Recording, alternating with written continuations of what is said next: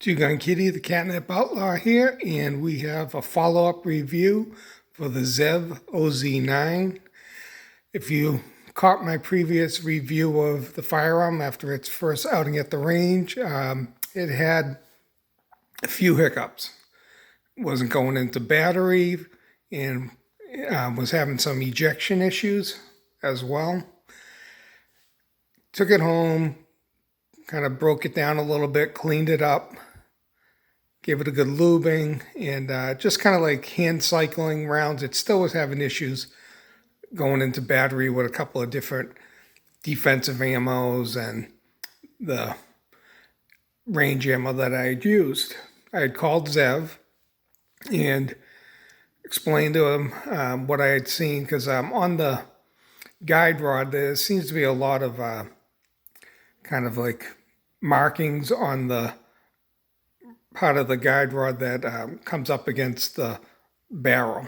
So he wanted me to take a picture, send it to him, so I did that. And looks like they're going to send me a new guide rod and possibly a new extractor also. He did say that it takes about 250 rounds for these guns to break in. They're very tight, which is to be expected, but it was having too excessive of issues for it just being tight. So I took it to the range today. If I had to grade it off of that first range review, it would get an F. A gun that does not run and has as many issues as it did, no matter how good it feels in your hand and accurate it seems, it gets an F for just not being able to run consistently. Now, we're giving it a follow-up exam as I took it to the range today after I said I gave it a good cleaning and lubing, and I had 150 rounds through it, and today I ended up putting about another 100, 125 through it, and it ran much better. Only issue I had is I had one going into battery issue, and that kind of was my fault. When I racked the slide, I kind of held on to it a little bit and rode it, and so it didn't fully go into battery. So I'm chalking that up to me. Still doesn't have a great ejection. I think that could be where it's running pretty stiff, because it's almost ejecting vertically at like 12 or 1 o'clock as opposed to kicking out at, say, a 3 or 4 o'clock. But otherwise, it ran well. This gun shoots beautifully, though. It handles the recoil real nice. Your follow-up shots, you almost don't even think about it, which for me is one of those things that I've never been fully comfortable with. This, you can just follow up and you feel like you're still on target. It's just, handles that really well. It does have I put the O-ring on the thread protector so that doesn't loosen up, and I've not had an issue. And the weight of the gun I think is beautiful. It seems very well balanced. It feels very good in your hand.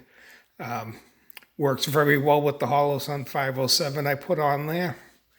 And so, right now, if I give it a grade, I'm going to give it a B+ after today.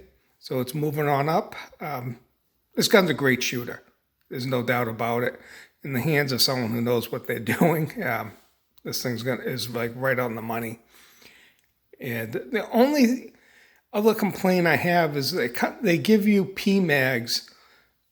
And when I had talked with the guy, he had asked me if I had any Glock mags, thinking that it could be a magazine issue. So, it would be nice if they shipped it with Glock factory mags. I don't know if there's an issue with that for them.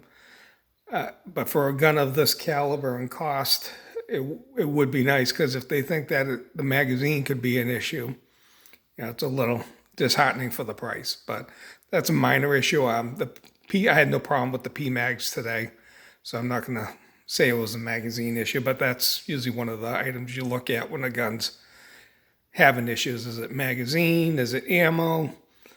Like I said, there could be something with the guide rod and extractor, or it could just need to be broken in more. It's running better, so I'm starting to become happy with it. And this could be one of, if not my favorite gun in the future.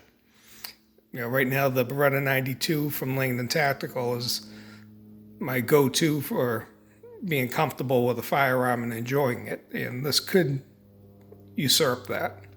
So, Two Gun Kitty with my follow-up review on the Zev OZ9, signing off.